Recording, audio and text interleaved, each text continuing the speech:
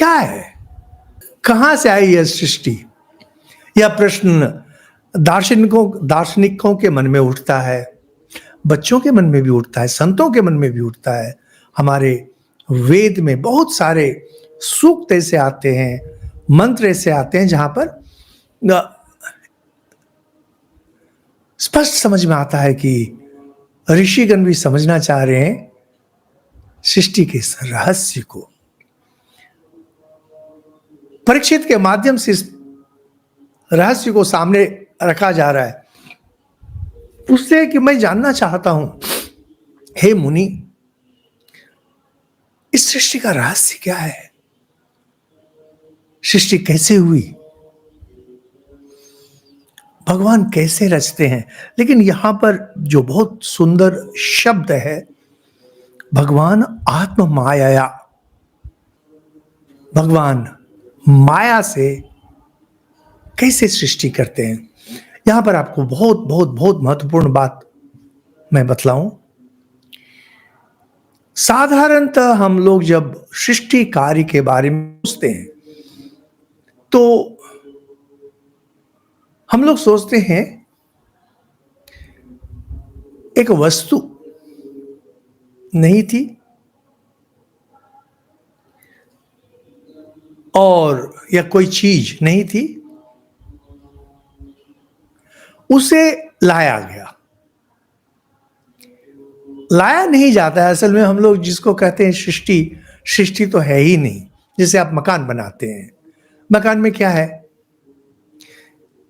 ईंट, बालू, सीमेंट, पत्थर, इस सबको लगा करके आप मकान बनाते हैं।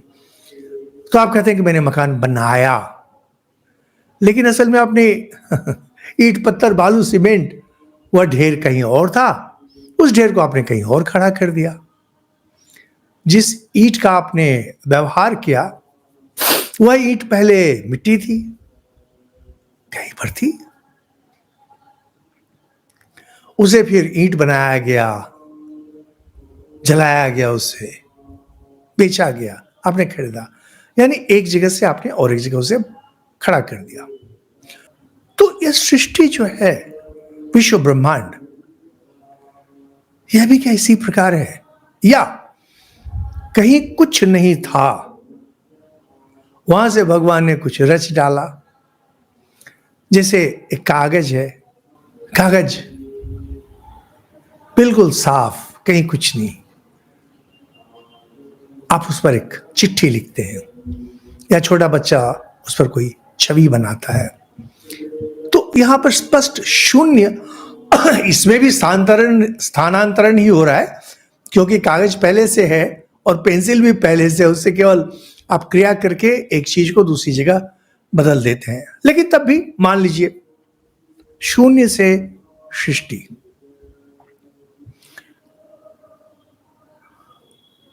लेकिन विशेषता उसमें यह है, सृष्टा और सृष्टि दोनों अलग हैं। मकान जब बनता है आप कहेंगे अब मेरा मकान है, यानी आप अलग हैं, वो मकान आपसे अलग है। भगवान और सृष्टि में क्या संपर्क है? बहुत गूढ़ प्रश्न है और अलग अलग तरह का उत्तर है इसको लेकर। जो नास्तिक हैं, पदार्थवादी हैं,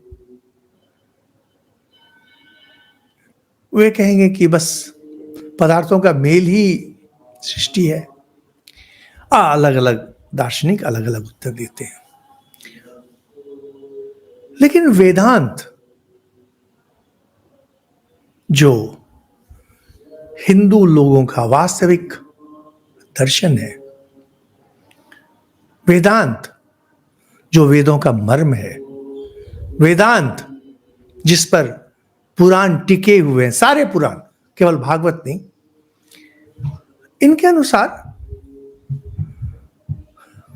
भगवान अपनी शक्ति से सृष्टि करते हैं। कैसे?